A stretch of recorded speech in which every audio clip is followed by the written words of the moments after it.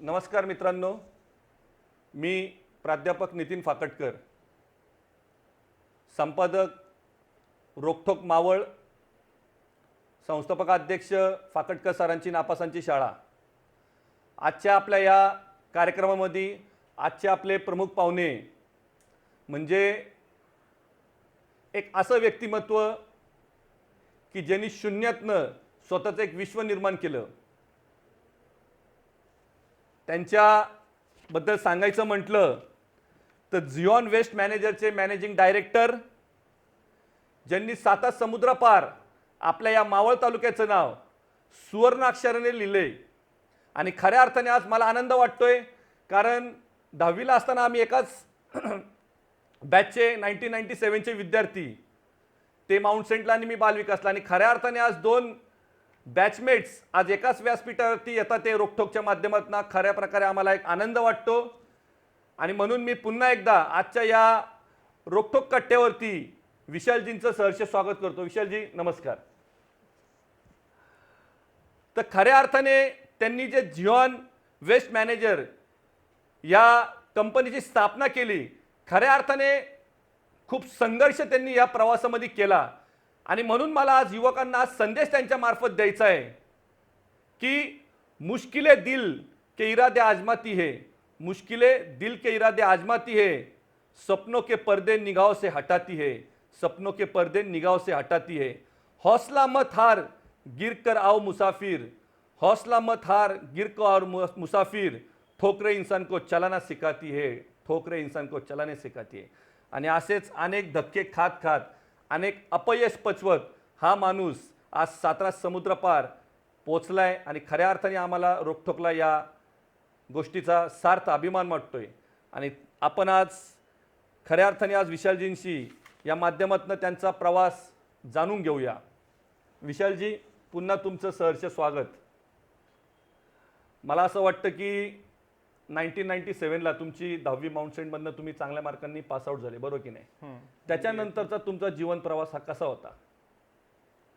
मी पहिलं एक तर धन्यवाद देतो नितीनजींना की तुम्ही हा इंटरव्ह्यू कंडक्ट केला आणि माझं जे थोडंफार यश आहे त्याच्याबद्दल सांगण्यासाठी एक ऑपॉर्च्युनिटी दिली। पहिला मी माझा इंटरव्ह्यू माझे जे काका आहेत सतीश काका खळदे आणि मुकुंद अण्णा खळदे यांना मी अर्पण करतो। ह्या दोघांचा माझ्या लाईफमध्ये एक सपोर्ट होता, तर त्यासाठी हे मी डेडिकेशन मी त्यांच्यासाठी देतोय। तर आपलं तुम्ही म्हणाला की 10वी नंतरचा हा जो आहे, तर मी 10वीपर्यंत 98 ला पासआउट झालो माउंट सेंटन हायस्कूलमध्ये। स्कूलमध्ये मी बिलो ॲव्हरेज मुलगा होतो। 9वीमध्ये प्रमोट केलेलं होतं, त्याच्यामुळं काहीतरी कळालं की 10वी हे सिरियस आहे घराच्या प्रेशरमुळं, आणि 10वीमध्ये अभ्यास करायला चालू केला आणि एक अराउंड 74 वगैरे % मिळाले आणि पास झालो। तर माझ्यासाठी 74 म्हणजे मेरिटमध्ये आल्यासारखं होतं, तर तो एक चांगला क्षण होता। आणि त्याच्यानंतर मग मी डिप्लोमाला ॲडमिशन घेतलं। डिप्लोमा कुठं झालं तुमचं? भारती विद्यापीठमध्ये पुण्यामध्ये, केमिकल इंजिनिअरिंगमध्ये। तर तो एक वडिलांचं बॅकग्राऊंड होतं, केमिकलमध्ये काम केलं होतं आणि माझ्या ज्या पर्सेंटेजला त्याच्याशिवाय दुसरं काही हे नव्हतं, ऑप्शन्स नव्हते, त्यामुळे केमिकल इंजिनिअरिंगला मी थोडंसं तुम्हाला इथं मी डिस्टर्ब करतो की 10वी नंतर तुम्ही डिप्लोमा जो घेतला आणि तुमचा ट्रेड हा केमिकल होता, बरोबर की नाही? आज वास्तविक तुमचे वडील म्हणजे तळेगावातली एक वजनदार व्यक्तिमत्व, राजकारणातलं भीष्माचार्य म्हटलं तरी हरकत नाही। तर मला तुम्हाला असा प्रश्न विचारायचा की एवढ्या मोठ्या बॅकग्राऊंडमधनं तुम्ही आले, मग वडिलांचं काही प्रेशर होतं का की तू डिप्लोमाच घेतला पाहिजे? बऱ्याचशा मोठ्या फॅमिलीजमध्ये हे होत असते, मुलांना एक प्रेशर असतं, असं काही होतं का?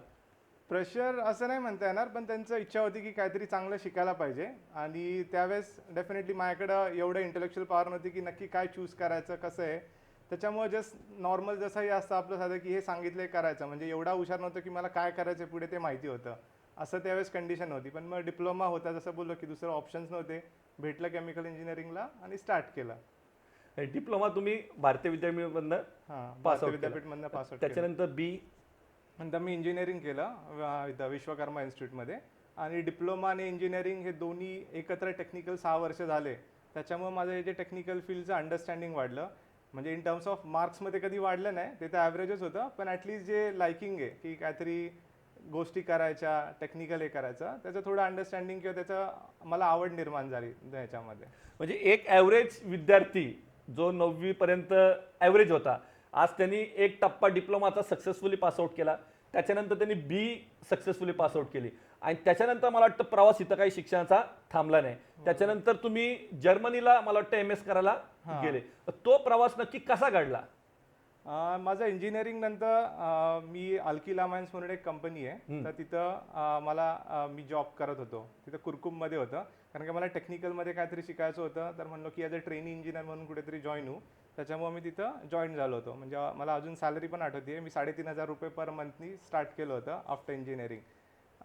तर त्याच्या मला ऑपॉर्च्युनिटी पाहिजे होती. पैशांकडे मी त्यावेळेस बघितलं नाही आणि एक ते स्टार्ट करून घेतलेलं. आणि त्यावेळेस नंतर पण मला म्हणजे आधीपासून इच्छा होती की काहीतरी करायचं, बिझनेस करायचा. पण घरनं पण एक हे होतं की नाही, तू शिक काहीतरी, लगेच नको बिझनेसमध्ये हे करू, फॉरेनला जाऊन शिक. तर एक रिलेटिव्ज होते, तर त्यांनी एक रेफरन्स दिला होता की जर्मनी वगैरे हे होतं. आणि बेसिकली जर्मनी म्हणजे सर ॲडमिशन मिळालं तर ते फ्री होतं, म्हणजे काय खर्च पण नव्हता. आणि मला आधीपासून तेच हे होतं की उगीच खर्च करण्यापेक्षा काहीतरी येतं, त्याच्यामुळे ते पण एक निवडलं की ठीक आहे करू. आणि मी एकाच युनिव्हर्सिटीला अप्लाय केलं आणि फॉर्च्युनेटली तिकडे ॲडमिशन मिळालं मला. आणि तसा माझा तो जर्मनीचा प्रवास चालू झाला. बी झाल्यानंतर मला वाटतं की तुमच्या वडिलांची तशी ग्लास फॅक्टरी रेनबो नावाने ही ऑलरेडी एक सेटअप चालू होता, बरोबर की नाही? मग असं वाटलं नाही का की वडिलांचाच मी जो फॅमिली बिझनेस आहे तो आय शुड कंटिन्यू? त्यावेळेस मला वाटलेलं होतं भरपूर की आपण तो बिझनेस कंटिन्यू करू. पण जसं मी म्हणालो की थोडं घरनं म्हणत होते की नाही, तू शिक अजून थोडा, MS कर, हे कर. त्यावेळेस मग मी म्हणू शकतो की ते घरच्यांमुळे खरं मी MS करायला गेलो. तर त्याच्यामुळे मी तिकडे जायला लागलं म्हणजे मला. मग तुमचा जर्मनीतला MS चा प्रवास हा जेवढा संघर्षमय आहेस तेवढा त्याच्यातील काही मी ऐकलंय की काही बऱ्याचशा काही गोष्टी त्याच्यामध्ये अशा होत्या की तुम्ही म्हणजे खऱ्या अर्थाने की एक संघर्षमय प्रवास करत असताना आपण कोणत्या लेवलला जाऊन काम करू शकतो हे मी अभ्यासलेलं आहे. तर त्याच्यातले आम्हाला थोडेसे मजेशीर किस्से ऐकायला आवडतील जर्मनीतले. हो. तर जर्मनी ॲक्च्युली माझ्यासाठी आहे ना, म्हणजे एक थर्ड वर्ल्डच होतं. कारण की मी फक्त मला वाटतं ग्लोबमध्ये बघितलं असेल जर्मनी कुठे. महाराष्ट्राच्या बाहेर मी तोपर्यंत कधी गेलोच नव्हतो. आणि पुणा जिल्हा म्हणजे फक्त मामाच्या घरी आणि पुणा जिल्हा या दोनच अशा गोष्टी होत्या की जे मी बाहेर पडलो होतो. आणि फर्स्ट टाईम एक एवढ्या लांब जाणं, तो एक इनिशियली आणि सगळं फॅमिली अटॅचमेंट होती ते होतं. मी तिकडं गेलो तर मेन जर्मनीला म्हणजे मी अजून मग त्यांच्यासाठी थँक्स म्हणतो की मला त्यांनी जायला लावलं. तिकडं माझी लाईफ कम्प्लिटली म्हणजे चेंज झाली. कारण काय, एक तर तुम्हाला इंडिपेंडंट बनवलं, म्हणजे रोजच्या रोज डिसिजन. म्हणजे असं मला जाणार नाही की घरी जाऊन जायचं आणि सांगायचं अरे मी हे काय करू. बरोबर. तर तो एक मला शिकायला मिळाला की काय डिसिजन कसं असतं. आणि मेन थिंग की आधीपासून माझं होतं की घरनं काय मागवायचं नाही. तर त्याच्यामुळं माझं जे डे टू डे जे आहे लिव्हिंग आहे, तर त्याच्यासाठी मी खूप सारे जॉब केले, लेबर जॉब केले. म्हणजे मी राईट फ्रॉम हॉटेलमध्ये भांडी घासलेत. हां. त्यानंतर मी पेपर वाचलेत. हां. मी लेबर म्हणून एक इंडस्ट्रीज असतात तिकडं. मग हे रहस्य आता उलगडतंय का हे ऑलरेडी घरच्यांना माहित होतं त्यानंतर? नाही, सगळ्यांना नाही माहिती आहे, थोड्याफार जणांना फक्त माहिती आहे. खऱ्या अर्थाने मी हे आज विचारायचं कारण असं की माणूस ज्यावेळेस एका यशाच्या शिखरावरती पोहोचतो त्याचा मागचा प्रवास, की बऱ्याच जणांचं एक सर्वसामान्य लोकांचं एक थिंकिंग असं असतं, एक विचारसरणी अशी असते की बाबा आज खळते फॅमिलीतला, बरोबर की नाही? मग त्याला काय ऑलरेडी सगळं सेटअप आहे. तो जर्मनी म्हणजे हे आपला हा मावळ रोखोकचा चॅनलचं माध्यम असं आहे की बाबा खऱ्या अर्थाने तो मेसेज गेला पाहिजे की विशाल खळदेनी एक खऱ्या अर्थाने मोठ्या परिवारातला असून सुद्धा इंडिपेंडंट लाईफ कसं जगावं, स्वतःच्या पायावरती उभं राहावं, बरोबर की नाही, याच्यासाठी त्यांनी काय कामं केली ही लोकांपर्यंत पोचली पाहिजेत. त्याच्यामुळं आज म्हणजे खरोखर मला सुद्धा आज एक वेगळं फिलिंग आलं की आज एवढ्या मोठ्या परिवारातला मुलगा हा त्यांनी जर्मनीमध्ये स्वतः इंडिपेंडंट होण्यासाठी त्यांनी पेपर टाकले आणि असे हॉटेलमध्ये काम केलं असेल. आणि खऱ्या अर्थाने हा मेसेज मला वाटतं तरुण पिढीने नक्की जरूर घ्यावा की तुम्ही कोणत्या बॅकग्राऊंडमधनं आले हे इम्पॉर्टंट असलं तरी सुद्धा तुम्ही त्या फॉरेन कंट्रीमध्ये इंडिपेंडंट राहायची एक कला शिकली पाहिजे. आणि ती विशालजींनी आपल्याला या माध्यमातून त्यांनी तो विचार मांडलेला. तुम्हाला म्हणजे एकदा कामाची लाज वाटायला लागली ना, तर मग तुम्ही कामच नाही करू शकत. तर ते मेन एक लेसन होता की त्यामुळं मला लाजच वाटत नाहीये. म्हणजे अजून माझ्या ठिकाणी मी अजून म्हणजे जेवेळेस पण कंपनी पण आहे, तर सगळ्या जे पण छोटे मोठे कामं आहेत ना स्वतः आम्ही करायचो. त्यामुळे तो एक जी शिकवण होती ना की कशासाठी लाजायचं नाही आणि काम करायचं तर मग ते पॅशनेटलीच करायचं, कोणतंही असून देते. तर तो एक खूप मोठा लेसन मला या जर्मनीतल्या प्रवासामध्ये मिळाला. जर्मनीचा अनुभव इथं खऱ्या अर्थाने तुम्हाला कामी तो आला. मग MS च्या प्रवासाबद्दल थोडंसं काही तुम्ही सांगता ना मला? हा MS तिथं अगेन केमिकल इंजिनिअरिंगमध्येच केलं मी MS. आणि तिथं माझं स्पेशलायझेशन फर्मेंटेशनमध्ये होतं. तर तिथं शिकवण्याची किंवा जे जे मेन त्यांचं एज्युकेशनची पद्धत आहे, तर तिथं इंडस्ट्री आणि युनिव्हर्सिटी असं कॉम्बिनेशन असायचं. तर त्याच्यामुळं आपल्याला बऱ्यापैकी इंडस्ट्रियल गोष्टीवरती काम करायला वगैरे चान्स मिळायचा तिकडं. म्हणजे एज्युकेशन बरोबर प्रॅक्टिकल नॉलेज हां, सायमल्टेनियसली आपल्याला सायमल्टेनियसली असं दोन्ही कॉम्बिनेशन होतं ते. आणि त्याच्याबरोबर मग माझं जे म्हणजे जे एज्युकेशन नंतर मी तिकडे एक फ्राऊंडहोफर रिसर्च इन्स्टिट्यूट आहे, तिथं ॲज अ रिसर्च असिस्टंट म्हणून मी तिकडं काम केलं. की त्याच्यामध्ये मग मला म्हणजे मी बायोकेमिकल्समध्ये वर्क करत होतो, की म्हणजे तुम्ही कोणत्याही कचऱ्यापासनं गवतापासनं तुम्ही केमिकल्स बनवा, असा माझा तो तिथं थिसिसचा टॉपिक होता. तर मग तिकडं मी ते परसिव्ह केलं तिकडं. आणि माझं मेन इंटरेस्ट तर इंडियामध्ये यायचंच होतं, त्याच्यामुळे मी तिकडे जास्त जॉब करायला त्याच्यानंतर पुढे कंटिन्यू करायला असं काय एवढा विचार केला नव्हता. म्हणजे जर्मनीमध्ये तुमचा प्रवास एवढा यशस्वी चालू असताना सुद्धा की मला माझ्या देशासाठी काहीतरी करायचंय, माझ्या मातृभूमीसाठी मला काहीतरी करायचं, ही ओढ तुम्हाला परत इथं घेऊन येत होती. आणि मला वाटतं की आजच्या तरुणांनी म्हणजे विशेष करून जे मेजरली IT सेक्टरमधली मुलं आहेत त्यांनी हा मेसेज जरूर घ्यावा की तुम्ही एक एक एक ठराविक वेळेसाठी पिरियडसाठी तुम्ही नक्कीच तुमच्या करिअरसाठी फॉरेनला जाणं योग्य आहे, पण त्याच्यानंतर आपलं देणं आपल्या मातीशी लागतं, आपलं देणं आपल्या मातृभूमीशी लागतं. आणि म्हणून हा तरुण पुन्हा तिकडच्या जॉब ऑपॉर्च्युनिटी असतील तिकडचं त्याचं भविष्य उज्ज्वल होतं, पण ते नाकारून तो पुन्हा आपल्या मातीकडं पळत आला. आता आपण जाणून घेऊया की त्याचा हा या आपल्या देशातला प्रवास पुढं कसा झाला. तर विशाल, मला वाटतं 2009ला तुम्ही परत आपल्या इंडियामध्ये रिटर्न आले. मला वाटतं तिकडनं पुढे तुम्ही जर्मन कोलॅबोरेशन बरोबर एका कंपनीवर तुमचं व्यवसायाच्या दृष्टीने पावलं पडवती. मला वाटतं त्या आणि तो अपयशी झाला किस्सा, बरोबर की नाही? ते पाऊल अपयशी झालं, काय नक्की तो विषय होता? ॲक्च्युली जसं मी म्हणालो की मला आधीपासून इच्छा होती की इंडियामध्ये जाऊन करायचं. त्यावेळेस मग ज्यावेळेस मी तिकडं होतो तर मी खूप साऱ्या गोष्टी तिकडे पण ट्राय करत होतो, की कंपनीजला भेटा, जर्मन फ्रेंड्स बनवा, त्यांचा काहीतरी प्रोडक्ट आपल्याला इंडियामध्ये आणता येईल का, असं हे करा, असं खूप साऱ्या गोष्टी चालू होत्या. आणि फॉर्च्युनेटली एक म्हणजे मी फर्मेंटेशनमध्ये जे काम करत होतो तरी एक कंपनी भेटली की त्यांनी मला मार्केटिंगसाठी किंवा डिस्ट्रीब्युशनसाठी हे केलं आणि नंतर मग आपण इंडियामध्ये असेंबल करू असं त्यांनी हे केलं. तर त्या पॉईंट ऑफ व्ह्यूनी एक केलं, म्हणजे तो एक ॲटलीस्ट हातात काहीतरी होतं, कारण की तिकडनं इंडियामध्ये यायचं आणि हातात काय नाही कम्प्लिटली स्टार्ट करायचं. त्यामुळे हा एक होतं, त्या कॉन्फिडन्सवरती मी इंडियामध्ये आलो होतो. पण अनफॉर्च्युनेटली त्यावेळेस हे जे रिसेशन आहे हे खूप हाय हिट झालं होतं 2009-10मध्ये वगैरे भारतामध्ये ओव्हरऑल आहे. तर त्याच्यामुळं एक तर मग मी ते सेल करू नव्हतो शकत आणि कंपनीनी पण मग सपोर्ट करायला हे करून घेतलं. आणि मग मी पण मग विचार केला की काय आहे, तर त्याच्यामुळे त्यांनी बॅकआउट केलं. आणि मग मी मला एक 6-7 महिने नुसतं फिरत होतो, सगळ्या इन्फॉर्मेशन हे केली, पण नंतर कंपनीने स्वतःनीच बॅकआउट केलं. त्याच्यामुळे ऑलमोस्ट म्हणजे माझ्या हातात काहीच नव्हतं आणि लाईक परत डे 0ला आलो मी की आता काय, असं कंडिशन. जी सुरुवात केली होती, जे स्वप्न पाहिलं होतं ते परत तुमचं शून्याकडे आलं. मला वाटतं की एक सुरुवातीचा आपला प्रोजेक्ट असतो, त्याच्यामध्ये आपण एक अपेक्षेने काम करत असतो, आपल्या इच्छा आकांक्षा असतात, स्वप्न असतात, काय बरोबर नाही, आणि त्याच्यामध्ये परत बॅक टू झिरो यायचं. थोडंसं एक तरुण म्हणून काही डिप्रेशन येतं अशा वेळेस? ऑब्व्हियसली, कारण का ह्यावेळेस तर जास्त होतं, कारण काय मी काहीतरी सोडून आलेलो होतो. आणि डेफिनेटली तुम्हाला पण माहिती आहे की इंडियामध्ये आपला आन्सर करण्यासारखी किंवा विचारण्यासाठी खूप जण असतात की का असं, ते चांगलं असताना मग ते सोडून यायचं आणि इथं परत हे करतोय वगैरे. तर होतं ते, म्हणजे त्या एंडला मी ट्राय करत होतो माझ्या एंडनीच हे करायचं. मोस्टली माझं कसं होतं की जास्त कधी इन्व्हॉल्व नाही केलं घरच्यांना, मला काय त्रास होतोय काय सांगणं वगैरे. त्याच्यामुळे मी ट्राय करत होतो की माझ्या एंडनीच कसं त्याला सॉल्व्ह करायचं.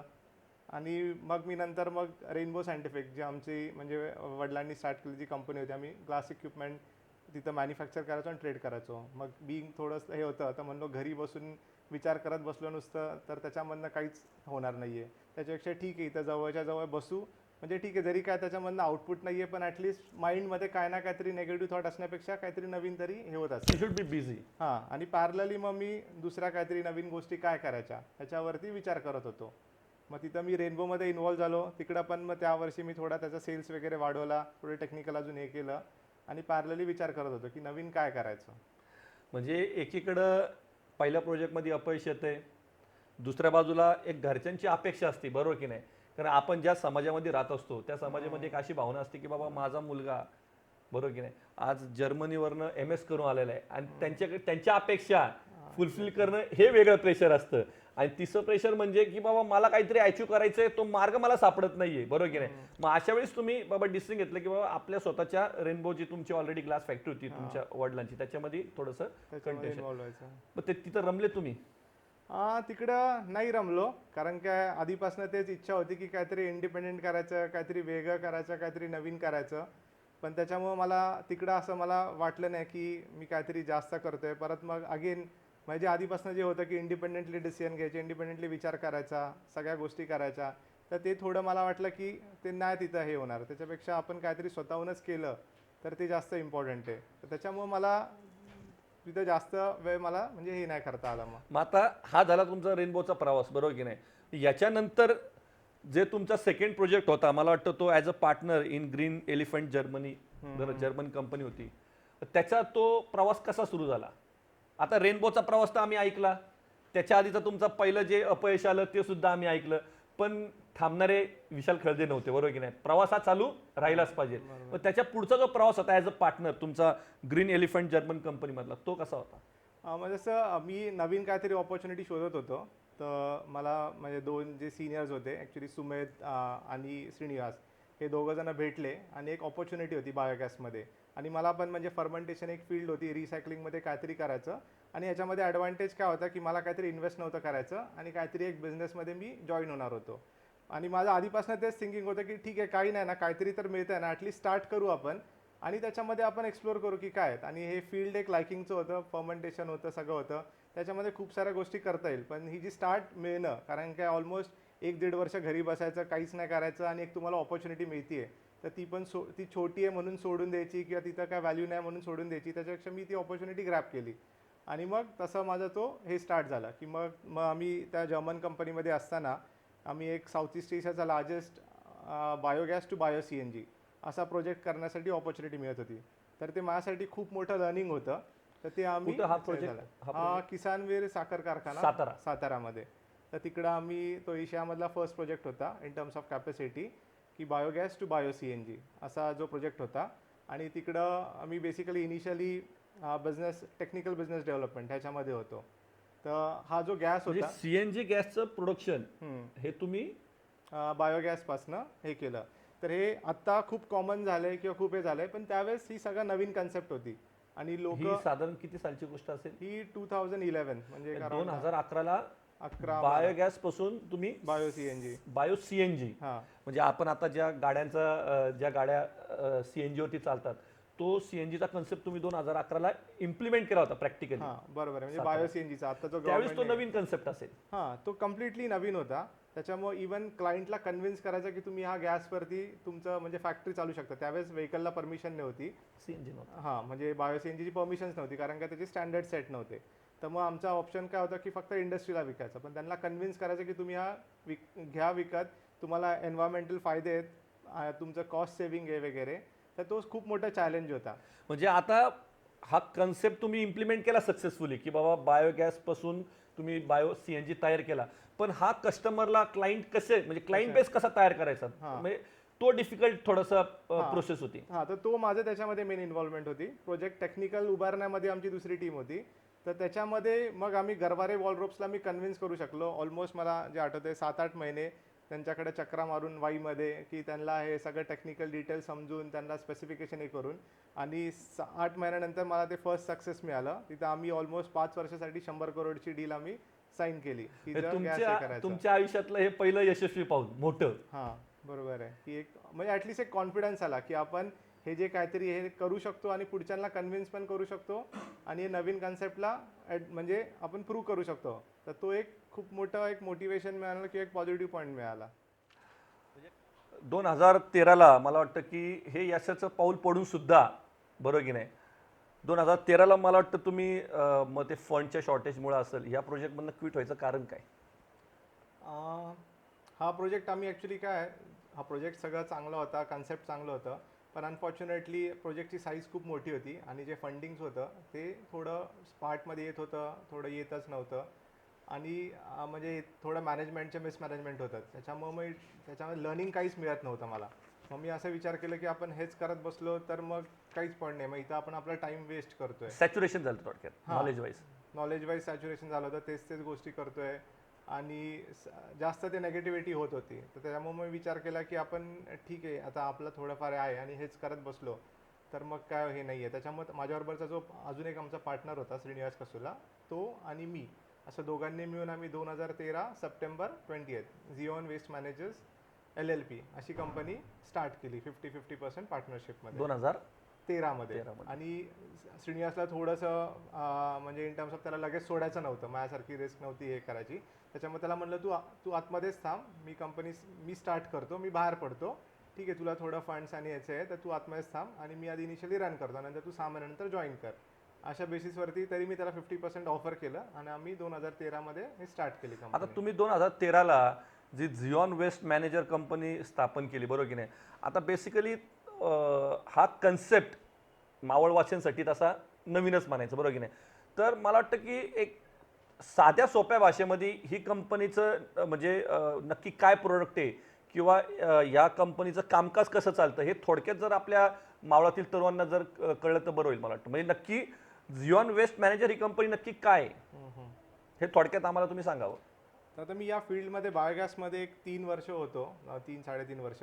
तर त्यावेळेस मला लक्षात आलं की आपण हा जो बायोगॅस आहे हा कन्व्हेन्शनल वेनीच होतोय की तुम्हाला साईटवरती जायला लागतं, तिकडे सिव्हिल वर्क करायला लागतं तुम्हाला. आता मला पहिलं प्राथमिक प्रायमरी स्टेजला हे सांगा की हे बायोगॅस तुम्ही जे तयार करता हा कशा माध्यमातून करता हे पहिलं तरुणांना कळून द्या. बायोगॅस म्हणजे आपल्याला सगळ्यांनाच माहिती आहे की जो गोबर गॅस प्लांट आहे हे त्याचंच एक पुढचा वर्जन आहे बायोगॅस फूड वेस्टपासून. म्हणजे जे सेमच कन्सेप्ट आहे, पण आधी शेणापासून करायचो, आता आपण जे फूड वेस्ट आहे हा एक मोठा प्रॉब्लेम झालेला आहे, त्याच्यामुळे आता आपण फूड वेस्टपासून गॅस तयार करणं हे.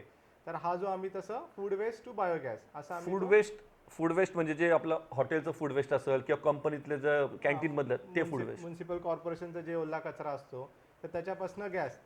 तर परत हा जो कन्सेप्ट त्यावेळेस खूप म्हणजे नवीन होता. काहीतरी म्हणजे लोकांना ते एक्सेप्ट करणं पण डिफिकल्ट होतं आणि कोण विकत घेणार पण ते पण डिफिकल्ट होतं. तर पण आणि हां, तर त्याच्यामुळे आम्हाला काय लिमिटेशन हे केलं की आपला साईटवरती करायला लागतात कामं, तर त्याच्याऐवजी आपण त्याला इक्विपमेंटमध्ये हे केलं का तर तो एक ॲडव्हान्टेज होऊन जाईल. म्हणजे आम्ही एक कन्सेप्ट बघितला होता, त्याला आम्ही इन्स्पायर्ड झालो आणि मग आम्ही डिसाईड केलं की त्याला कंटेनराईज करू, म्हणजे पूर्ण एका इक्विपमेंटमध्ये त्याला सेट करायचं आणि म्हणजे अख्खाच्या अख्खा प्रोडक्ट आपल्या फॅक्टरीमध्ये व्हायला पाहिजे. म्हणजे 90% काम फॅक्टरीमध्ये व्हायला पाहिजे. तर तिकडे जाऊन तुम्ही फक्त बेसिक जे काय कोणी नॉर्मल लेबर करू शकतात असं फक्त काम ठेवायचं. आणि त्याच्यामुळं तो ॲडव्हान्टेज काय की तुम्ही कुठेही प्लांट बसू शकता, म्हणजे तुम्हाला तेवढी टीमची गरज नाही आहे. कारण का तुम्ही स्टार्टअप आहे, छोटी कंपनी आहे, तुम्ही मॅनपॉवर घेणार, त्यांचे पगार देणार, ते तर परवडणार नाही. त्याच्यापेक्षा ह्या कन्सेप्टवरतीच आपण असं वर्क केलं की तुम्हाला मॅनपॉवरच कमी लागेल आणि तिकडे जाऊन फक्त काम करायचं आणि जे पण काम आहे ते मोस्टली आउटसोर्स करायचं, फक्त जे इंटेलेक्च्युअल काम आहे ते आपल्याकडे ठेवायचं की जे डिझाईनचं आहे. अशा बेसिसने आम्ही ते स्टार्ट केलं. म्हणजे पूर्वी जे ह्याच्या आधीचे तुमचे जे ह्याच्यामध्ये या फील्डमध्ये ज्या काम करणाऱ्या कंपनीज होत्या त्या एका ऑर्थोडॉक्स म्हणजे एका पारंपरिक पद्धतीने त्या फॅक्टरीच्या बाहेर तो बायोगॅस प्लांट इन्स्टॉल करायचे आणि त्याच्यातनं ते प्रोडक्शन व्हायचं. पण ह्याला तुम्ही पूर्ण एक वेगळी दिशा देऊन तुम्ही स्वतः एक तुमचं प्रोडक्ट तयार केलं. हां, बरोबर आहे. आम्ही एक प्रोडक्टला इन्स्पायर झालो, जे ऑलरेडी एक जर्मन कंपनीज वगैरे ते करत होते, पण त्यांचं काय होतं की कॉस्ट वाईज वगैरे हे खूप हायर होतं आणि त्यांची थोडी टेक्नॉलॉजी आहे. तर आम्ही विचार केला की आपण याला लो कॉस्टमध्ये आणलं आणि सेम कन्सेप्ट ठेवला तर मग आपण इझिली जास्त मासेसपर्यंत पोहोचू शकतो. म्हणजे एका वेगळ्याच पद्धतीने मला वाटतं की हा मग त्यावेळेस महाराष्ट्र किंवा आपल्या भारतातला हा पहिला असा एक वेगळा प्रोजेक्ट म्हणायला हरकत नाही. पहिला प्रोजेक्ट असं नाही म्हणता येणार, खूप जण ट्राय करत होते त्याच्यावरती, पण आमचा मेन कन्सेप्ट होता की आपण त्याला कॉस्ट इफेक्टिव्ह बनवायचं. आता जिओ जसं मोबाईल्स आत्ता आलेले म्हणजे आधीपासून आयडिया आहे सगळं आहे, पण त्यांचं मेन कन्सेप्ट काय, कन्सेप्ट तोच आहे, पण तुम्ही त्याला इफेक्टिव्ह कसं बनवा आणि कस्टमर्सपर्यंत कसं आहे. तर तो मेन त्याच्यावरती आम्ही जास्त फोकस केलं की टेक्नॉलॉजीने आपण त्याला कॉस्ट इफेक्टिव्ह बनवू आणि कसं आपण त्याला इझी करू की जे आपण जास्तीत जास्त क्लायंटपर्यंत जाऊ. अशा ह्याच्यावरती आम्ही मग ते वर्क केलं. आता हा प्रोजेक्ट तर तुम्ही मांडला, तो डिझाईन सुद्धा केला, बरोबर की नाही? हा तसा नवीन कन्सेप्ट होता, बरोबर की नाही? मग तेवढ्या अपेक्षाने याच्यामध्ये यश मिळालं लगेच? नाही, डेफिनेटली नाही. कारण काय आधी जे स्वप्न बघितले ते डेफिनेटली स्वप्न आपण कधी पण जास्तच बघतो की लगेच सेल होईल, एवढे 2 जातील 3 जातील. पण ऑलमोस्ट पहिलं 1.5 वर्ष तर आम्हाला कुणी म्हणजे फक्त सगळीकडे जाऊन सगळ्यांच्या ठिकाणी जात होतो की हे आम्ही असं करतोय, पण कुणी आम्हाला अर्ध्या जणांनी तर एंटर पण करून नाही दिला कंपनीमध्ये, अर्ध्या जणांनी ऐकलं आणि सोडून दिलं. कारण काय वेस्ट हा असा कन्सेप्ट आहे की त्याच्यामध्ये लोकांना पैसे टाकायचे नव्हते आणि त्याच्यात हा असा नवीन कन्सेप्ट म्हणजे वेस्ट आणि त्याच्या परत हा नवीन त्याच्यावरती कोण ट्रस्ट करणं हे खूपच डिफिकल्ट होतं की जे ॲक्च्युअल आम्ही मार्केटमध्ये पडलो आम्हाला त्यावेळेस मग ती अक्कल आली असं म्हणता येईल. 1.5 वर्ष तुम्ही हे जवळजवळ असं म्हणायचं की हा संघर्ष चालू होता हां. की प्रोडक्ट एवढं चांगलं डिझाईन करून सुद्धा ते फक्त मार्केटमध्ये कन्व्हिन्स होत नव्हतं. आणि मग अशा वेळेस मला असं वाटतं की एवढं मेहनत घेऊन सुद्धा एक तरुणाला ऑब्व्हियसली थोडंसं आपण ज्याला नैराश्य म्हणू, बरोबर की नाही, डिप्रेशन म्हणू, हे अशा वेळेस काय येत होतं? हां, डेफिनेटली येत होतं. कारण काय ते आता काय ह्युमन आहे म्हणजे तर ह्या सगळ्या गोष्टी तर पार्ट आहे असं हे येणारच. पण मग म्हणून आम्ही काय विचार केला की आता ठीक आहे म्हणजे परत की लाईक फंडिंग आणि हे त्याच्यानं हे करता आपण काय वेगळं करू शकू. तर आम्ही काय मग आम्हाला जस्ट कळालं की खूप सारे प्लांट आहेत ते बंद पडलेले आहेत आणि ते लोकांना चालवायचे आहेत. तर म्हणलं ठीक आहे आपला प्रोडक्ट तर जात नाही आहे पण ॲटलीस्ट काहीतरी पैसे तरी यायला पाहिजे कंपनीमध्ये. आमच्याकडे एक एम्प्लॉय होता आणि आम्ही 2 जण होतो असं 3 जण होतो. पण ॲटलीस्ट त्या एम्प्लॉयची सॅलरी तरी निघायला पाहिजे. तर ते आमचं कारण काय मेन ते होतं की त्याला आम्ही आधीच प्रॉमिस केलेलं होतं की त्यांनी ट्रस्ट करून आम्हाला जॉईन केलं आहे पण आम्ही तुझी सॅलरी कधी चुकवणार नाही काय नाही. तर तो मेन आम्ही आधीपासून फॉलो केलेलं होतं की असं मेन तेवढं तर यायला पाहिजे. मग आम्ही हे जे जुने प्लांट आहेत त्याच्यावरती त्याला रिपेअर करणं बेसिक ह्याच्यात तर ते आम्ही चालू केलं की की बाबा मिनिमम आपल्या एम्प्लॉईजचं जे पेमेंट्स आहे हे तरी हां, निघाले ते तरी पाहिजे. निघायला पाहिजे. तर त्या बेसिसवरती आम्ही त्या कन्सेप्टवरती वर्क करायला लागलो. आणि मला वाटतं की आता ह्या मला वाटतं की 2010-9ला तुम्ही 2009ला तुम्ही जर्मनीवरून रिटर्न आले MS होऊन, बरोबर की नाही. घरच्यांच्या अपेक्षा तर भरपूर होत्याच, बरोबर की नाही. पण ते एका पाठोपाठ ती अपयशाची सिरीज चालू होती की कुठेतरी तुम्ही सुरू करत होते पण त्याला पाहिजे तसा रिस्पॉन्स मिळत नव्हता. कन्सेप्ट नवीन होता, बरोबर की नाही. टेक्नॉलॉजी नवीन होती, ती आपल्या या नवीन याला पसनी पडत नव्हती, बरोबर की नाही. मग मला वाटतं अशा वेळेस एक आईवडिलांचा तर मोरल सपोर्ट हा असतोच, बरोबर की नाही. पण त्याच्याबरोबर मला वाटतं की तुमच्या धर्मपत्नीचा सुद्धा सपोर्ट फार त्यावेळेस गरजेचा असतो. मग मला वाटतं की अशा वेळेस तुमच्या धर्मपत्नीचा सपोर्ट तुम्हाला खऱ्या अर्थाने लाभला असेल. कारण का आज एक युवक एवढं अपयश सहन करून सुद्धा तो परत उभा राहतोय, याच्यामध्ये मला वाटतं तुमच्या धर्मपत्नीचा रोल सुद्धा तेवढाच महत्त्वाचा होता. तर मला वाटतं आपण हे तुमच्या धर्मपत्नीकडनंच ऐकूया की नक्की त्यावेळेस त्यांनी तुम्हाला कशा प्रकारे या बॅड पॅचमधनं सपोर्ट केला. तर मी त्यांच्या धर्मपत्नीला आपल्या स्टुडिओमध्ये विनंती करतो की त्यांनी यावं. आपण पाहताय की एकावर एक अपयशाची सिरीज चालू होती, प्रयत्न चालू होते, टेक्नॉलॉजी वाईज प्रोडक्ट चांगलं होतं तरी सुद्धा पाहिजे ते यश त्यांना लाभत नव्हतं. मग अशा वेळेस मला वाटतं की ऑब्व्हियसली एक युवक थोडासा डिप्रेशनमध्ये हा असतो. मग अशा वेळेस तुम्ही त्यांना मोरली कसं सपोर्ट केलं? जेव्हा बॅक टू बॅक अपयश येत होतं त्यांना त्यांच्या प्रोजेक्टमध्ये, जनरली त्यांचा असा स्वभाव आहे की ते कोणाला सांगत नाही. जे काही गोष्टी आहेत ते स्वतःच हँडल करतात. मोस्टना साथ दिली कारण की मला फक्त त्यांच्यावर पूर्ण ट्रस्ट होता की ते जो माणूस शून्यातून उभं राहिलाय तो किती जरी अपयश आलं तरी तो पचवेलच आणि तो पुढे जाईलच. म्हणून मी त्यांना नेहमी म्हणायचे की ठीक आहे आता आलंय तरी आपण आज नाही झालं तर 2 वर्षांनी होईल, त्या गोष्टी पण होतील. आणि असं होत गेलं त्या याच्याबरोबर गोष्टी. मी एक अजून ऐकून आहे की ते खऱ्या अर्थाने तुम्हाला एक बिझनेस वुमन एंटरप्रेनर म्हणून पण मोटिवेट करत असतात. हां, actually first thank to you, कारण की त्यांच्यामुळेच मी एक वुमन एंटरप्रिनर झाले. जेव्हा ह्या सगळे अपयश येत होते तेव्हा मला पण जाणवलं की आपण फक्त घरातलं काम करून शक्य नाही, म्हणजे आपण पण थोडीफार हेल्प केली पाहिजे. कारण की कधी कधी असे प्रसंग येतात जेव्हा की त्यांच्याकडं काही अवेलेबल नसतं, तेव्हा आपण कुठंतरी सपोर्ट केला पाहिजे. आणि त्याच्यातून मी ती जी कंपनी आमची भुवनेश्वरी इंडस्ट्री, ॲक्च्युली ती पहिल्यांदा विशालनीच पार्टनरशिपमध्ये स्टार्ट केली होती पण त्याचा सेलच नव्हता कारण की त्याच्याकडं कोण लक्षच देत नव्हतं.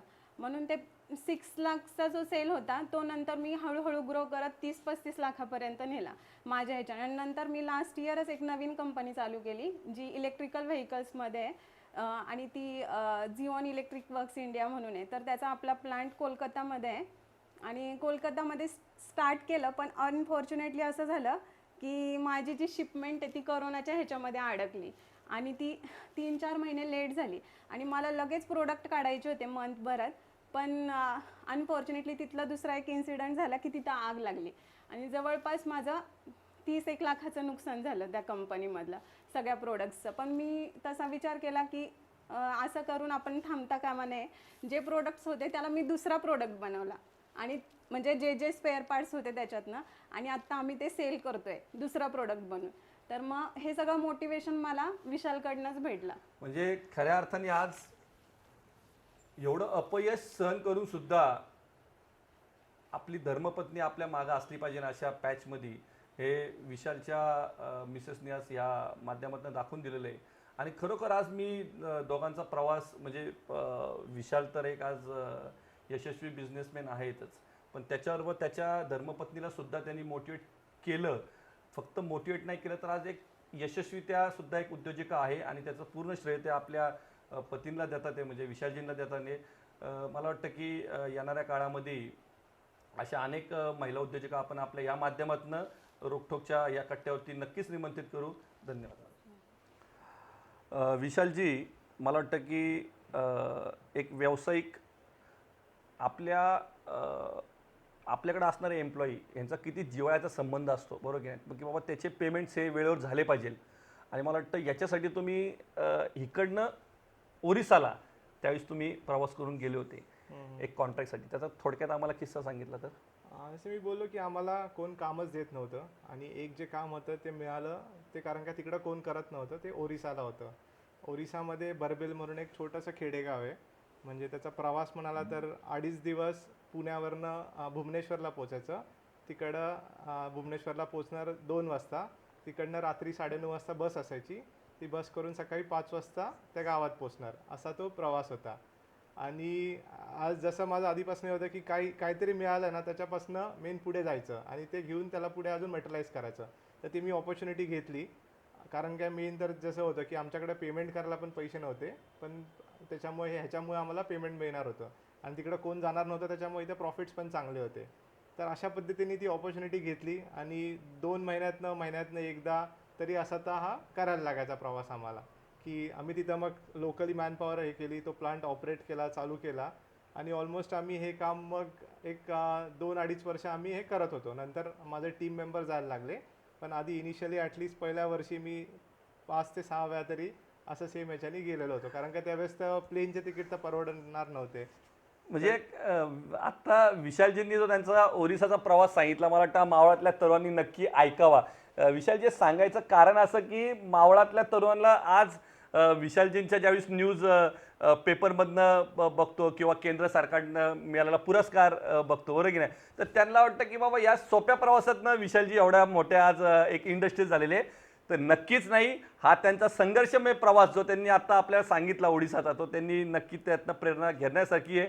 आणि याच्या पुढं त्यांनी स्वतःचं प्रोडक्ट जसं एनर्जी बिन नावाचं कसं तयार केलं आणि त्यांनी आता त्याच्यात कशी गगन भरारी घेतली, हा प्रवास नक्की पाहत राहा आपल्या रोकठोकच्या माध्यमातून. विशालजी, याच्या पुढचं पाऊल म्हणजे तुमचं एनर्जी बिनचं जे प्रोडक्ट होतं आणि टायसन ग्रुप बरोबर तुमचं जे हे झालं कॉन्ट्रॅक्टचं, त्याच्याबद्दल आम्हाला. आम्हाला 1.5 वर्षानंतर एक ऑपॉर्च्युनिटी आली की एक एन्क्वायरी मिळाली. म्हणजे जे महेश महाजन काका आहेत त्यांना माहिती होतं की मी ह्याच्यामध्ये करतो, तर त्यांनीच एक सजेस्ट केलं, अरे इथं काहीतरी ह्यांना रिक्वायरमेंट आहे, तू जाऊन बघ, एवढंच फक्त त्यांनी सांगितलेलं होतं. तर मग मी हे गेलो तिकडे टायसन ग्रुपमध्ये आणि जेव्हा समजलं की अरे ह्यांना रिक्वायरमेंट आहे प्रोडक्टची आणि आम्ही त्यांना कन्सेप्ट वगैरे सांगितलं, तर प्रेझेंटेशन वगैरे त्यांना सगळं आवडलं. पण हे जे नवीन आहे आणि हे आणि ते सगळ्या गोष्टी, पण त्यांचं काय की कंपनीला 1-1.5 वर्ष पण झाले नाही आहेत, तुमची बॅलन्स शीट बघितली तर कोण तुम्हाला उभं पण करणार नाही. तुम्हाला पैसे दिले आम्ही ॲडव्हान्स, तर तुम्ही पळून गेले तर काय, तर मग तुम्हाला का ऑर्डर द्यायची, ठीक आहे तुमचा प्रोडक्ट आहे हे करू शकतात वगैरे, तर काय द्यायचं. म्हणजे मार्केटमध्ये नवीन एंटरप्रेनरला किंमत दिली जात नाही. तर तो एक हे होता. पण अगेन परत त्यांच्यासाठी त्यांनाच थँक्स म्हणायला पाहिजे, कारण का त्यांनी एक ट्रस्ट ठेवला, पण डेफिनेटली एक कंडिशन टाकली की ठीक आहे आम्ही तुम्हाला ऑर्डर देतो, पण 1 पण रुपया ॲडव्हान्स देणार नाही आणि ज्यावेळेस तुम्ही प्रोडक्ट इन्स्टॉल करताल आणि ज्यावेळेस आम्हाला दाखवताल की ॲक्च्युअल गॅस जळतोय, त्यावेळेस आम्ही तुमचं पेमेंट प्रोसेस करणार. तर ह्या कंडिशनवरती आम्हाला त्यांनी ऑर्डर दिली आणि आमच्यासाठी ऑर्डर मिळणं हे मोठी गोष्ट होती. म्हणलं बाकीचे प्रॉब्लेम आहेत ते नंतर बघू, आपण कसे सॉल्व्ह करायचे, आधी जे मिळतं ते त्याला तर ॲक्सेप्ट करा. आणि तो एक चॅलेंज घेऊन आम्ही ती ऑर्डर ॲक्सेप्ट केली. म्हणजे याच्यातनं एकच सांगतो, first is loss and then is boss, बरोबर की नाही, की तुम्हाला लॉसमध्ये सुद्धा पहिल्यांदा काम करायचं, की स्वतःला सिद्ध करायचं आहे, मला मार्केटमध्ये स्वतःला काय करायचं आहे, सिद्ध करायचं. हा हेतू फक्त तुमचा, हा उद्देश तुमचा डोळ्यासमोर होता. आणि याच्यानंतर हे एवढं जे तुम्ही प्रोडक्ट डिझाईन केलं तर एनर्जी बिन नावाचं, मग त्याला पुढच्या 3 वर्षामध्ये कसा रिस्पॉन्स होता. तर टोटल मी ऑलमोस्ट लाईक पहिले 3-3.5 वर्ष आम्ही फक्त जसा हा जो प्रोडक्ट आहे 1.5 वर्षानंतर विकला आणि पुढच्या अजून 1-1.5 वर्षामध्ये फक्त अजून 2 प्रोडक्ट एकच प्रोडक्ट विकलं. म्हणजे ऑलमोस्ट 3 वर्षामध्ये आम्ही 2 प्रोडक्ट विकू शकलो आणि थोडंफार सर्व्हिस केलं. तर त्याच्यामुळं पण काय आलं की आता अगेन म्हणजे आपला काहीतरी डे टू डे इन्कम पाहिजेलच हे पाहिजे. तर मी माझ्या ह्यांनी सगळं म्हणजे जेवढं फुरगल राहता येईल, जेवढं चिंगूसपणा करता येईल तेवढं करून लाईफ चालू होतं. सगळ्या गोष्टी हे करून पण डेफिनेटली सगळे असे नाही. तर माझ्या पार्टनरला थोडंसं लिमिटेशन्स होतं. तर अचानक त्यांनी मला सांगितलं की मी क्विट करतोय. तर तो खूप मोठा एकदम शॉक होता. म्हणजे पुन्हा एक धक्का. हां, तर तो खूप कारण काय टेक्निकली तसं मी जास्त त्याच्यावरती रिलाय होतो सगळे करायचं. मी जास्त करून टेक्निकल डेव्हलपमेंट आणि हे होतं. तर तो खूप एक मोठा शॉक होता. मग त्यातनं अगेन परत एक क्वेश्चन आला की काय करायचं, म्हणजे पुढे जायचं का हे करायचं. आणि खरं सांगू तर मला परत मागं जायचं हे ऑप्शनच नव्हतं किंवा दुसरीकडे जायचं ऑप्शनच नव्हतं. कारण का एक तर वेस्टमध्ये काम करणं, सगळ्यांना कन्व्हिन्स करणं की नाही हे चांगली फील्ड आहे. इवन सगळेजण म्हणताना की वेस्टमध्ये का काम करतोय आणि परत या कंडिशनमध्ये परत जाऊन काय सांगायचं की पार्टनर गेला म्हणून मी बंद केलं. तर डेफिनेटली म्हणजे मला खूपच म्हणजे तुम्ही एकदम आयुष्याच्या अशा पावलावर होते की आता माघार नाही. हां, म्हणजे असं होतं की आता प्रोडक्ट झाला 1-2 हे पण मिळाले ठीक आहे, जास्त मिळत नाही आहेत. कारण काय वेस्ट मॅनेजमेंट ही अशी गोष्ट आहे अजून पण लोक जास्त स्पेंड करत नाही किंवा त्यांना प्रेफरन्स देत नाही. त्यामुळं हे कंपनीज विकत घेणं वगैरे तर पॉसिबल नाही आणि फक्त गव्हर्नमेंट घेतात. पण त्यावेळेस आम्ही क्वालिफाईड पण नव्हतो, ना बॅलन्स शीट होती ना फायनान्स होता. तर गव्हर्नमेंट टेंडर्स पण आम्हाला मिळत नव्हते. तर त्या सगळ्या पॉईंट ऑफ व्ह्यूनी माझा जो पार्टनर होता म्हणजे जो मेन मला एक सपोर्ट होता तोच त्यांनी क्विट केलं. मग या प्रवासामध्ये खऱ्या अर्थाने तुम्हाला बूम कधी मिळाली, म्हणजे ज्याला आपण राईज म्हणूया बिझनेसमध्ये, की बाबा आज ज्या नावारूपाला तुमची ही झिऑन वेस्ट मॅनेजर कंपनी नावारूपाला आली, बरोबर की नाही? मग त्या खरा टर्निंग पॉईंट कधी होता याच्यातला? मग अगेन म्हणजे इथं हे जे यांनी क्विट केल्यानंतर मी डिसाईड केलं की नाही आपण काही असू हेच करायचं आहे. कारण की ह्याच्याशिवाय दुसरं आपण काहीतरी करायला गेलो तर पॉसिबल नाही आहे. एवढी जी मेहनत केलेली आहे म्हणजे हे ऑलमोस्ट लाईक 2010 पासनं हे 2000 समज 16 6 म्हणजे हे जे वर्ष. 6 वर्ष आहेत ह्याचे सगळे लॉस होऊन जातील आणि परत नवीन स्टार्ट करायचं ते. त्याच्यामुळे मी ते डिसाईड केलं होतं की हेच करायचं आहे. आणि मग फॉर्च्युनेटली आम्हाला त्याच वर्षी आम्हाला एक नेपाळचा कॉन्ट्रॅक्ट मिळाला की जो तिथे एक आमचे चॅनल पार्टनर्स होते. म्हणजे आम्ही खूप वेगवेगळ्या डिजिटल ह्याच्यानी मार्केटिंग वगैरे हे करत होतो. तर आम्हाला नेपाळचं एक काम मिळालं आणि तिकडं आम्ही एका कंपनी म्हणजे त्या एका कंपनीला काम मिळालं होतं. त्यांनी आम्हाला जे टेक्निकल पार्टनर म्हणून घेतलं. त्याच्यामुळं आमचं जी बॅलन्स शीट असेल किंवा आमचं काय त्याचं काय मॅटर नव्हतं करत. आणि मग परत नेपाळ पण तरी ऑपॉर्च्युनिटी होती ती परत ऑपॉर्च्युनिटी घेतली आणि तो एक प्रोजेक्ट स्टार्ट केला की नेपाळला हे झालं. तर ते म्हणजे खऱ्या अर्थाने हा पहिला प्रोजेक्ट तुमचा will say outside internationally. Internationally जो फर्स्ट प्रोजेक्ट आहे तो नेपाळमध्ये आम्ही हे केला. आणि मग जसं मग 2014 नंतर स्वच्छ भारत मिशन आलं. त्याच्यानंतर मग जे 2016मध्ये सुप्रीम कोर्टच्या गाईडलाईन्स आल्या सॉलिड वेस्ट मॅनेजमेंटसाठी की ज्या कंपनीजनी त्यांचा जो कचरा आहे तो स्वतःच जिरवायला पाहिजे.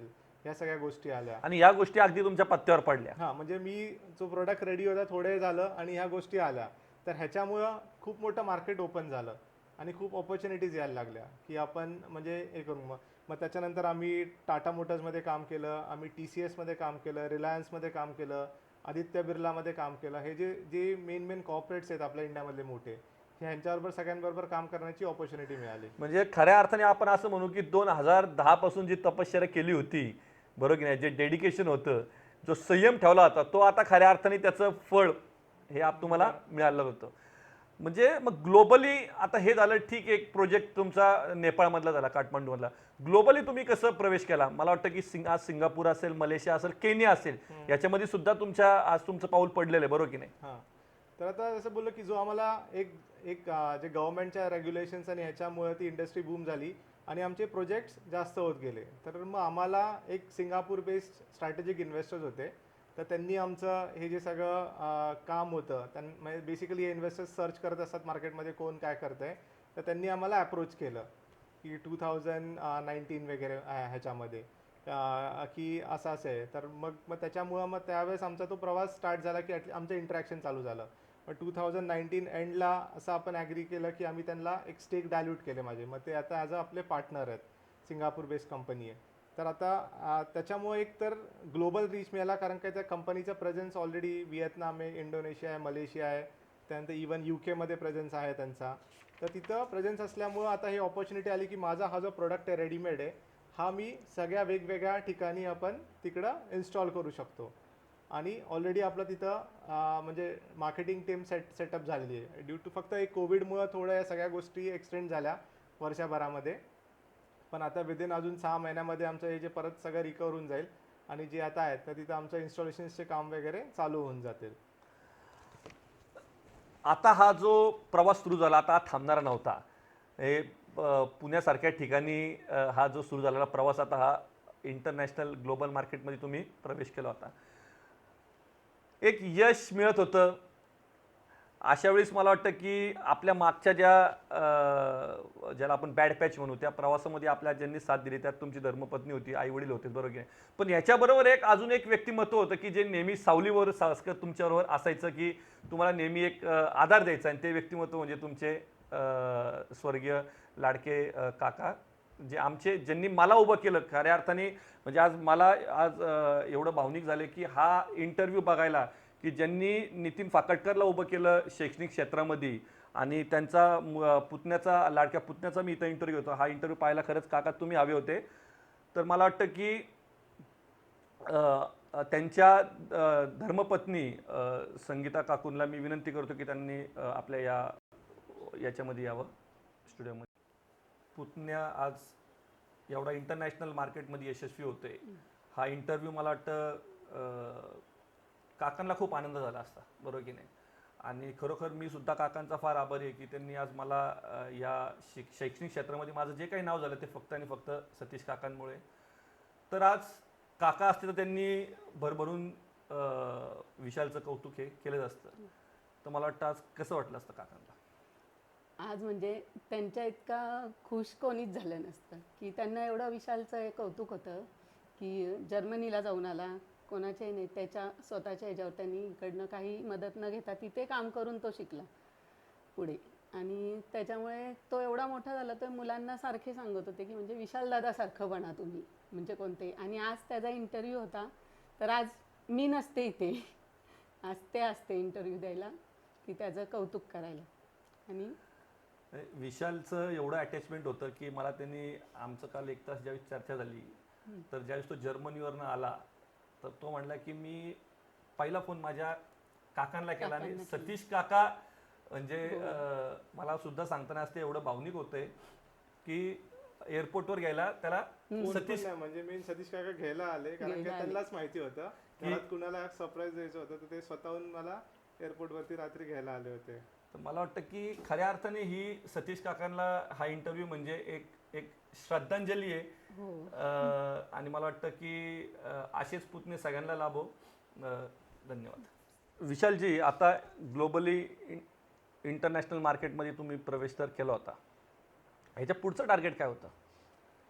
आता ह्या इंटरनॅशनल कंपनीमुळं मला खूप मोठी ऑपॉर्च्युनिटी मिळाली आहे. आणि मला म्हणजे जे मी आता जे ट्रेडिशनल ठीक आहे बायोगॅस प्लांट किंवा एक इक्विपमेंट केलं, पण ह्याच्यानंतर तर कॉम्पिटिशन येणार खूप जणं, आणि सेम प्लांट पण करतात. आणि हे बायोगॅस हे खूप एज ओल्ड टेक्नॉलॉजी आहे, 100 वर्षापासून लोक करत आहेत. पण मी मार्केटमध्ये मला टिकायचं आहे तर नवीन काय, तर तो एक म्हणजे रिसर्च अँगल आणि तो असल्यामुळे मला नेहमी एक इंटरेस्ट एरिया आहे की आपण ह्याच्यामध्ये इनोव्हेट करत राहायचं आहे. तर त्याच्यासाठी आम्ही म्हणजे हे पर्टिक्युलर एनर्जी बिनसाठी आम्ही एनर्जी बिन 2.0 लॉन्च करतो आहे. तिथं तो टेक्निकली मोर ॲडव्हान्स असणार आहे इन टर्म्स ऑफ त्याचं सायझिंग असेल, कॅपॅसिटी असेल. तर त्याच्यासाठी आम्ही एका गव्हर्नमेंट इन्स्टिट्यूट बरोबर पण टायअप केलेलं आहे.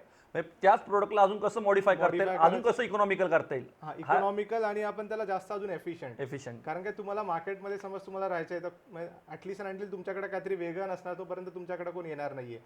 आणि सेम गोष्ट तुम्ही जास्तच हे करत राहिले तर मी मार्केटमधनं उद्या बाहेर येईल, कारण की अजून कोणतरी वेगळा एनर्जी बिनसारखा प्रोडक्ट येईल आणि मला काढेल. पण मग मला तर मेन अपडेटेड राहायचं आहे. तर तो एक आमचा एक प्रयत्न चालू आहे. आणि विथ ए रिसर्च आता मेन अगेन पैसे नसल्यामुळे आम्ही काय केलं, गव्हर्नमेंटच्या रिसर्च फॅसिलिटीज आहेत त्यांच्याबरोबर कोलॅबरेट केलं, त्यांचा उपयोग घेतला, आणि विदाऊट जास्त काय इन्व्हेस्टमेंट करता आम्ही आमचा R&D स्वतःवरती वर्क करू शकतो. आणि आता आम्ही हा जो एनर्जी 2.0 प्रोजेक्ट काढतो आहे. आणि हे जे ब्ल्यू प्लॅनेट आहे त्यांचं जे एक्सपोजरमुळं आम्ही आत्ता म्हणजे आमचं बेसिकली टार्गेट आहे की आपल्याला एशियामधलं फर्स्ट कंपनी बनायचं in terms of entire waste मॅनेजमेंटमध्ये. आता इवन एनर्जी बिन बघितला तर आम्ही आता इंडियामधले सगळ्यात जास्त इन्स्टॉल केलेले प्रोडक्ट आहेत आमचे. आणि ह्याचं 2.0चं टार्गेट तेच आहे की आपल्याला वर्ल्डमधला बेस्ट प्रोडक्ट करायचं आहे. म्हणजे माझं एकच आहे की जे पण करू ते एकदम बेस्ट करायचं आणि पॅशनेटली करायचं आणि त्याच्यामधलं तुम्हाला इनडेप्थ माहिती असायला पाहिजे, तरच तुम्ही पुढे जाऊ शकता किंवा तरच तुम्ही ते मार्केटमध्ये टिकू शकता. आता मग हे दोघांच्या कॉम्बिनेशनमुळे आम्ही end to end solution offer करतोय वेस्ट मॅनेजमेंटमध्ये. तर त्याच्या आम्हाला केरलामध्ये 2 मोठे प्रोजेक्ट्स मिळाले आहेत की ते 2 जिल्हे आहेत, त्यांचा आम्ही कंप्लीट वेस्ट मॅनेजमेंटचा कॉन्ट्रॅक्ट मिळाला आहे आम्हाला. तर आणि आम्ही म्हणजे इलेक्ट्रॉनिक वेस्ट असू, कन्स्ट्रक्शन डेब्रिज असू, प्लास्टिक वेस्ट असू, वेस्ट कलेक्शन असू, या सगळ्या गोष्टीचा आम्ही एक इंटिग्रेटेड सोल्युशन क्रिएट केलेलं आहे. तर त्याच्यामुळे आता म्हणजे स्काय इज द लिमिट. म्हणजे वेस्ट तर हा एवढा मोठा प्रॉब्लेम आहे सगळीकडं, सगळ्यांनाच माहिती आहे. तर तुम्ही फक्त त्याला किती व्यवस्थित हँडल करताय आणि त्याला किती मोठं हे करू शकताय. म्हणजे मला मी जेवढं व्यवस्थित किंवा जेवढं हार्डवर्क करेल, जेवढं पॅशनेटली करेल, तेवढं मी मोठं अजून किंवा तेवढं सक्सेस होऊ शकेल मी. म्हणजे एका तुमच्या यशाचं एका ह्याच्यात सांगायचं म्हणलं तर वेस्टमधनं तुम्ही सक्सेस टेस्ट केलं, बरोबर ना? बरोबर आहे. हां, वेस्टमधनं तुम्ही सक्सेस टेस्ट केलं की वेस्टमधनं एखादा माणूस एवढं मोठं यश मिळू शकतो, हे मला वाटतं जगांनी आणि विशेष करून एक आपल्या या मातीतला मुलगा एवढा मोठा आज इंटरनॅशनली तो सक्सेस मिळतो, हे खरोखर आपल्या संपूर्ण तळेगाव दाभाडे शहरासाठी असेल, मावळ तालुक्यासाठी असेल, पुणे जिल्ह्यासाठी असेल, ही खूप मोठी अभिमानाची गोष्ट आहे. आणि विशाल, मला वाटतं की आता कुठंतरी स्टेबल होत होता, बरं की नाही? मग याच्याबरोबर त्याच्यामध्ये अजून चांगलं सक्सेस म्हणजे तुम्हाला केंद्र सरकारने त्यावेळी सन्मानित केलं होतं, तो किस्सा थोडक्यात सांगावा. तर आता हे जे आमचे आहेत, आता जे स्टार्टअप म्हणून जे आहेत, तर त्याच्यासाठी आता एवढ्या चांगल्या गोष्टी आहेत की इवन गव्हर्नमेंट पण सपोर्ट करतं आहे. त्याच्यानंतर मग बाकी खूप सारे इन्व्हेस्टर्स आहेत, फॉरेन इन्व्हेस्टर्स पण आले आहेत, जसं आम्हाला एकाने हे केलं. तर त्याच्या अंतर्गत आम्ही अप्लाय केलं होतं. तर 2018मध्ये आम्हाला CII जे कॉन्फेडरेशन ऑफ इंडियन इंडस्ट्रीज आहेत आणि रॉयल अकॅडमी ऑफ इंजिनिअरिंग ह्यांच्या न्यूटन फंडच्या अंतर्गत आमची कंपनी सिलेक्ट झाली होती. म्हणजे एक 8 कंपनीज होत्या सोशल सेक्टरमध्ये. ते आम्ही लंडनमध्ये 20 दिवस इन्क्युबेट झालेलो होतो. तर त्यावेळेस आम्हाला तिकडे एक ग्रँट मिळाली कंपनीसाठी आणि तिथं आम्हाला एक 20 दिवसाचं ट्रेनिंग मिळालं. तर तो एक आम्हाला फेलिसिट झाला होता. त्याच्यानंतर 2019मध्ये आम्ही IIM अहमदाबाद आहे, त्यांनी एक पॉवर ऑफ आयडिया म्हणून एक प्रोग्राम हे केलेला होता की त्यांचं कॉम्पिटिशन होती. तर आम्ही इंडियामधल्या टॉप 50 स्टार्टअप्समध्ये सिलेक्ट झालो होतो.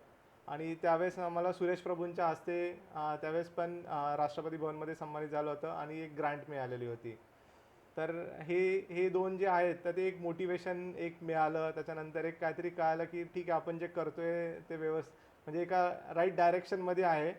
आणि तुम्ही ज्यावेळेस वेगवेगळ्या स्टार्टअप्सला तिकडे जाऊन भेटता, तेव्हा मग अजून तुम्हाला उत्साह येतो की तुम्हाला वाटतं की अरे जग खूप पुढे चाललंय. ज्यावेळेस एक कौतुकाची थाप आपल्या पाठीवरती पडते, त्यावेळेस खऱ्या अर्थाने अजून आपल्याला पुढे जाण्यासाठी मोटिवेशन मिळतं. आणि केंद्र सरकारने त्यांची दखल घेऊन त्यांच्या पाठीवरती कौतुकाची थाप दिली होती आणि ते खऱ्या अर्थाने त्यांच्यासाठी एक प्रेरणादायी ती गोष्ट होती. विशाल, आता हा सगळा प्रवास तर आपण जवळजवळ मला वाटतं तुझ्या कंपनीचा, तुझ्या यशाचा हा पाहिलाच, बरोबर की नाही? तर मला वाटतं की याच्यामधनं आज विशेष करून मावळ तालुक्यातील ही जी आपली तरुण पोरं आहेत, तरुण आहेत, यांना तू याच्या माध्यमातून काय संदेश देणार नक्की? आता मी माझा प्रवास सांगितलाय, तर असं काही एक तुला थोडंसं डिस्टर्ब करतो की बेसिकली मराठी तरुणांना एक इच्छा असते की बाबा मी फॅक्टरी टाकली पाहिजे, बरोबर की नाही? माझी स्वतःची एक इंडस्ट्री असली पाहिजे. पण त्यांच्या पुढं बेसिक असा एक प्रश्न असतो की बाबा मी फायनान्स कुठून आणायचं. आणि मला वाटतं की आज माझा हा पहिला इंटरव्ह्यू असेल की विदाऊट फायनान्स, फक्त बुद्धिमत्तेच्या जोरावरती आज तू ही भरारी घेतलेली. आणि खऱ्या अर्थाने आज मला वाटतं हा एक खूप मोटिवेटिंग संदेश आहे की बाबा की तुमच्याकडे फायनान्स नसेल तरी तुमच्या बुद्धिमत्तेच्या जोरावरती तुम्ही एवढा मोठा सेटअप हा करू शकता आणि 7 समुद्रापार तुम्ही जाऊ शकता. तर मराठी तरुणांना संदेश नक्की काय देशील? हे जे तुम्ही जे सांगितलं ना, हे बूट स्ट्रॅपिंग, ह्याला जे काय इंग्लिश वर्ड आहे, इवन त्यासाठी आता आम्ही लंडनमध्ये मी त्या पॅनलवरती सिलेक्ट झालेलो होतो. तर मी अजून माझी स्वतःची फॅक्टरी नाही आहे. मी आत्तापर्यंत अजून ऑफिससाठी कधी काय जास्त लॅविशली स्पेंड नाही केलं, कारण की मेन इंटेन्शन होतं की प्रोडक्ट यायला पाहिजे आणि सेल झाला तरच यायला आहे. म्हणजे तुम्ही आधी अर्न करण्याच्या अगोदर स्पेंड करायला चालू केलं तर तुम्ही काहीच करू नाही शकत आहे. तर फक्त फायनान्स ही गोष्ट मला वाटत नाही की बिझनेस त्याच्यामुळं हर्डल येऊ शकतं किंवा कोण चालू करू शकत नाही.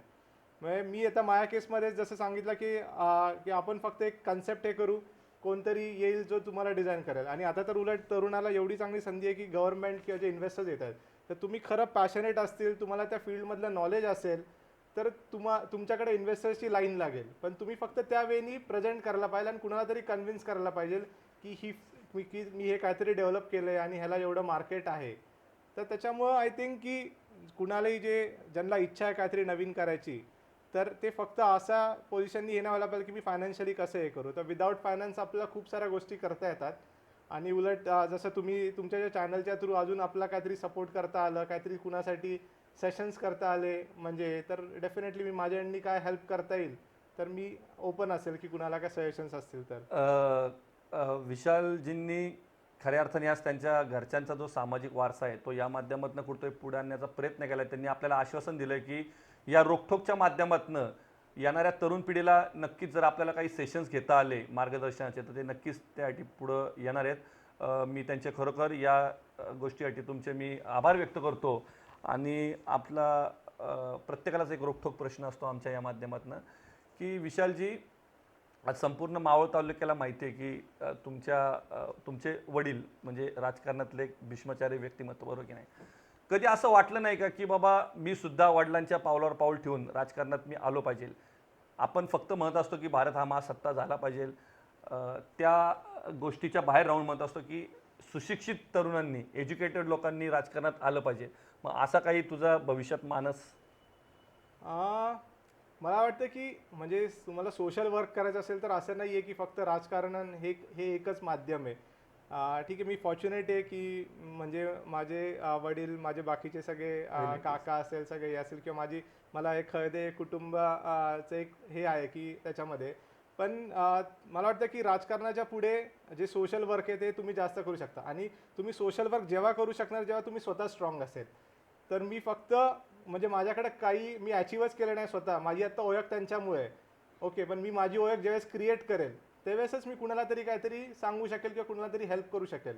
तर त्याच्यासाठी आधी मला स्वतःला स्ट्रॉंग बनणं इम्पॉर्टंट आहे.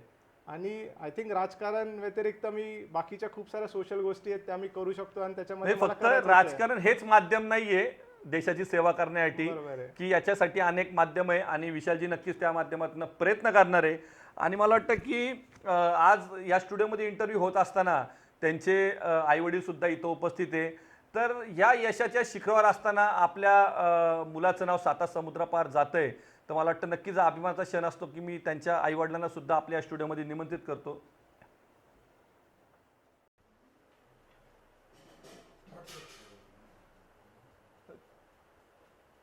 आज आपल्या या स्टुडिओमध्ये आपल्या सर्वांचे मार्गदर्शक माननीय यादव काका खळदे व काकू, मी यांचं सहर्ष स्वागत करतो रोखठोकच्या माध्यमातून. मला जर कोणी विचारलं की सर आनंदाची व्याख्या काय, तर ज्याला कोणाला आनंदाची व्याख्या जर ऐकायची असेल किंवा आनंद काय आहे हे पाहायचं असेल तर आज खरोखर मी म्हणेल की यादव काका आणि काकू यांच्या चेहऱ्यावरती जर तुम्हाला दिसेल तर तो खरा आनंद. कारण आपल्या मुलाचं नाव ज्यावेळी 7 समुद्रापार अभिमानाने घेतलं जातं तो असतो आनंद. आणि मला वाटतं की काकांना या क्षणाबद्दल मला विचारायचं की काका, आज तुमचा मुलगा यशाच्या या शिखरावर असताना तुमच्या भावना नक्की काय? हा तर तसं तर माझ्या आयुष्यातला सर्वोच्च आनंद, अत्युच्च आनंदाचा क्षण आहे. आमच्या वडिलांचं एक नेहमी सांगणं असायचं आणि ते प्रबोधनकार ठाकरेंचे अतिशय चाहते होते. दुसऱ्याची गुलामगिरी, नोकरी करण्यापेक्षा स्वतःचा साम्राज्य स्वतःच्या बलबुतावर उभं करा. ते नोकरीच्या वगैरे किंवा ह्याच्या अतिशय विरोधात होते. तर आमच्या घरातली चौथी पिढी आहे की आमच्या इथं नोकरीचं प्रमाण जवळजवळ काही पर्सेंटमध्ये पण नाही, 0%वर असेल. आणि मला विशेष कौतुक वाटतं की मला आत्ता मुलाखतीच्या माध्यमातूनच अनेक पैलू माझ्यासमोर आलेत. कारण जे विशालचं अपयश त्यांनी कधी चेहऱ्यावर दिसून दिलं नाही आणि माझ्यापर्यंत येऊनही दिलं नाही हे मला आत्ता समजतं आहे.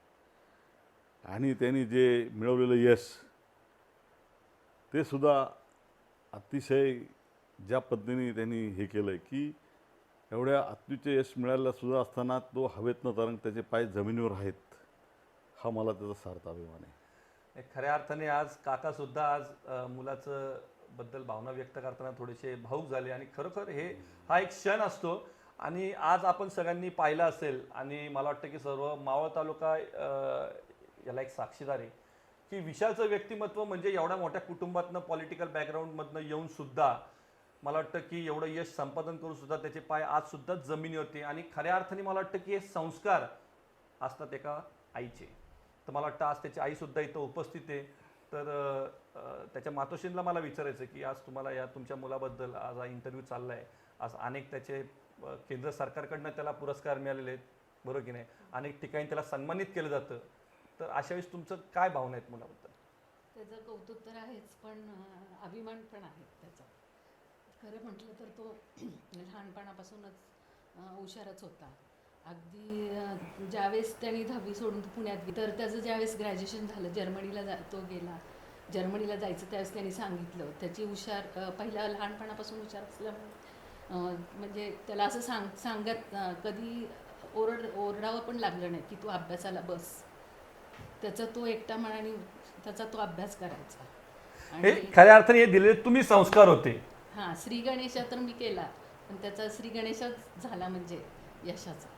आणि आज त्याच्या मातोश्रींकडे पण आपण ज्यावेळेस बघतो तर त्या सुद्धा भावना व्यक्त करताना त्या सुद्धा भावूक झालेल्या. कारण आपण बघतोय की मुलगा आज 7 समुद्रापार त्याचं जर नाव घेतलं जातं एका अभिमानाने, तर खरोखर त्याच्या आईवडिलांसाठी नक्कीच हा अभिमानाचा क्षण असणार आहे. तर मी दोघंही आज वेळात वेळ काढून आमच्या स्टुडिओमध्ये आले, मी दोघांचे आभार व्यक्त करतो. धन्यवाद. आज संपूर्ण मावळ तालुक्याने तुमची मुलाखत पाहत असतील तर खरोखर ही सर्वात प्रेरणादायी मुलाखत आहे. कारण एवढ्या कमी वयामध्ये आज तुम्ही एवढं मोठं यश संपादन केलेलं आहे.